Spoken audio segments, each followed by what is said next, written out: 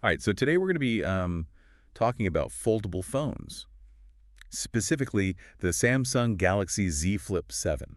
If you're thinking about maybe picking one of these up, you might want to listen to this first. One article we came across even claims that Samsung might be setting up the Z Flip 7 to fail. Yeah, that's a pretty bold statement.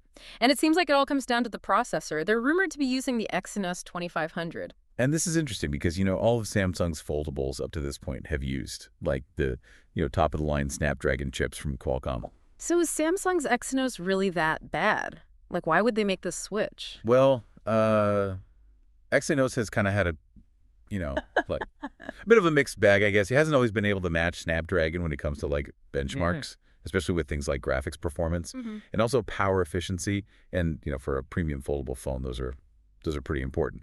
There's even a quote in here from one analyst who called the Exynos 2500 an inferior chipset. Oh, wow.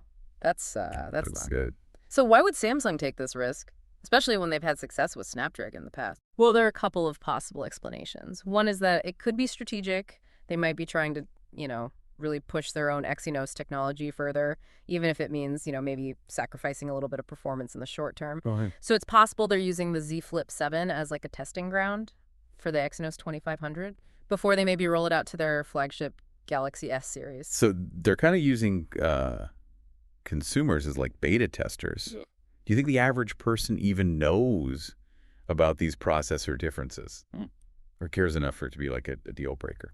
That's a good question. I think, the tech enthusiasts definitely pay attention to those details, but the average consumer, they may not be as aware. But if the performance gap is noticeable, it could really hurt their experience and ultimately hurt sales. Yeah, especially when you have competitors like Motorola Yeah. with the Razr line. Yeah.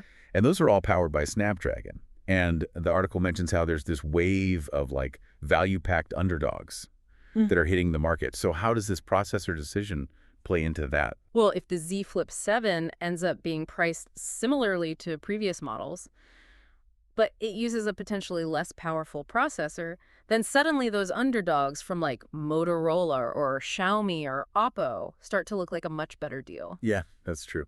And we haven't even talked about the rumored Galaxy Z Flip FE, the fan edition, which might also be using that same Exynos 2500. What is a fan edition anyway, for those of us who aren't like constantly scrolling tech forums? Yeah, so basically it's like a slightly toned down version of the flagship phone, usually released a few months later, Right. at a more affordable price. They typically keep like the core features, like the processor and the main camera, but they might cut back on things like RAM or storage or display resolution. So you could have the situation where Samsung is essentially competing with itself. Mm-hmm. You've got the Z Flip 7 with the Exynos chip at a premium price, and then you have the Z Flip FE with the same chip, but at a lower price point. That seems like it could be confusing for buyers. Oh, absolutely. Samsung's really going to have to be careful about how they position these two devices. They don't want to cannibalize their own sales. Because if the Z Flip FE offers like comparable performance at a much lower price, it might make the standard Z Flip 7 a really hard sell. Okay, so we've got this potential processor drama, Right. rising competition, and now the mystery of the Z Flip FE. This is getting interesting, but the article does emphasize that, the processor isn't everything. Right. Samsung needs to really deliver in other areas if they want to make the Z Flip 7 a truly compelling I device. think you've got to really step it up with the features, right? Yeah, they're going to have to knock it out of the park. So what are we talking about? Well, the article mentions a few key areas, where Samsung could really shine. For starters, screen size, the Z Flip 7 is rumored to have a slightly larger main display and a much more usable cover screen. That could be a big deal. Oh, yeah. I'm all about a bigger cover screen. Trying to use those tiny little screens on the current models is like, it's like trying to text on a postage stamp. Exactly. And a larger cover screen means you wouldn't have to unfold the phone as often, which could also, potentially improve battery life. Oh, that's a good point. Speaking of battery life, that's another area where I think the Z Flip series could improve. Foldable phones in general, they just tend to be battery hogs. Yeah, that's true. With the dual displays and the complex hinges, they definitely use a lot of power. So any rumors about upgrades in the battery department? Well, there are rumors of a larger battery capacity in the Z Flip 7, which is a good sign. But battery life isn't just about size, it's also about efficiency. No. And that's where the choice of processor could come into play again. So even if they nail the other features, the processor could still be holding it back. Exactly. A more efficient chip like the Snapdragon could potentially squeeze more life out of the same size battery. Interesting. Okay, what about the cameras? To be honest, foldable phones haven't really impressed me with their camera quality so far. Yeah, that's a fair point. Right. But it sounds like Samsung is really trying to step up their camera game with the Z Flip 7. The article mentions a new sensor and improved image processing. So it's possible that they could finally be on par with other flagship phones when it comes to photography. That would be huge, especially if they can do that without, like, adding a ton of bulk to the phone. Right, nobody wants a foldable phone that feels like a brick in their pocket. Exactly. Mhm. Okay, but let's talk pricing. If they're not using the best processor and they've got all this competition, how are they going to justify a premium price tag? Exactly. It's about creating a device that feels polished and premium and truly unique. Okay, so let's say I'm thinking about buying a foldable phone right now. I've heard these rumors about the Exynos processor. I'm seeing all these other options popping up. What do I do? Do I wait for the Z Flip 7, hold out for the Z Flip FE, or jump on a different brand?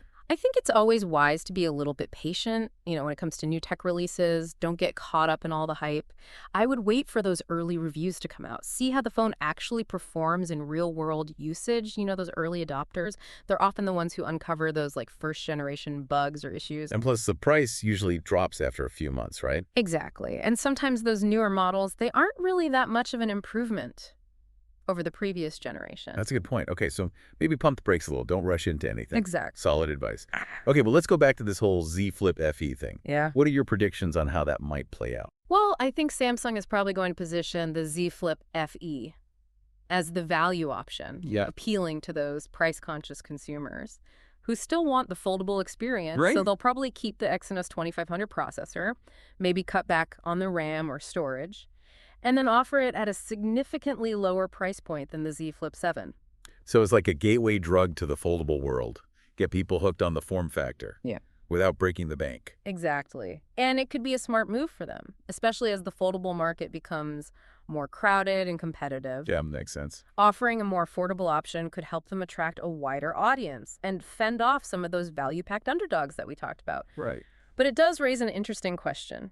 How is this going to impact the perception of the standard Z Flip 7? Yeah. Will it make the Z Flip 7 look like overpriced? Or Yeah. will it just, segment the market a little bit more, give people more options at different price points? Yeah, it's going to be interesting to see how they handle it. They don't want to, devalue their flagship model, but they also don't want to miss out on this, growing demand for more affordable foldables. Right. Yeah, it's a tough spot. Yeah, it'll be interesting to see how they handle the messaging and marketing around those two devices. And how they price them, too. Yeah. Like if the Z Flip FE is a lot cheaper, but it still offers a pretty decent foldable experience. I mean, that could put some pressure on Samsung to lower the price of the Z Flip 7 as well. Oh, for sure. And ultimately, I think that could be good news for consumers. More competition, more options. That usually leads to better prices. Yeah, competition is good. Okay, so after all this talk about processors and features and competition, what's the takeaway for someone who's actually thinking about buying a foldable phone right now? Yeah. Should they wait for the Z Flip 7? Yeah. Hold out for the Z Flip FE? Maybe go for a different brand altogether? My advice is always, just don't rush into anything. Do your research. Read reviews. Compare prices. And, most importantly, think about your own needs and priorities. Yeah. What matters most to you? Exactly. Like, what are the must-have features for you? What's your budget? And how patient are you? If you're willing to wait, you might be rewarded with, better prices or, even newer models down the road. But if you're ready to jump into the foldable world right now, there are already some really great options out there. Yeah, so many options, so Yeah. many decisions to make. But that's part of what makes this tech stuff so fun, right? It's constantly evolving. There's always something new. Oh, absolutely. Keeps you on your toes. It really does. Yeah, and it's really exciting to see how foldable phones are becoming more mainstream. Just a few years ago, they were this niche product, super expensive, and now there's a much wider range of choices at different price points with different features. Yeah, it's a good time to be into tech. Yeah. Well, I think we've covered just about everything on the Z Flip 7, or at least everything we know so far. Based on all these rumors and predictions, who knows? Samsung might still have some surprises up their sleeve. Yeah, we'll have to wait and see what they officially announce. But in the meantime, hopefully this deep dive is giving you a better understanding of, the foldable phone landscape. and the potential pros and cons of the Z Flip 7. Absolutely. We talked about the processor drama. Yeah. The importance of features beyond just the specs. Yeah. The competition, and of course the mysterious Z Flip FE. And most importantly, we just want you to be an informed consumer. Do your research. Don't be swayed by the hype. Choose a device that you know really meets your needs. Well said. And that's going to do it for this deep dive. Thanks for joining us. We'll be back soon with another one. Until then, stay curious.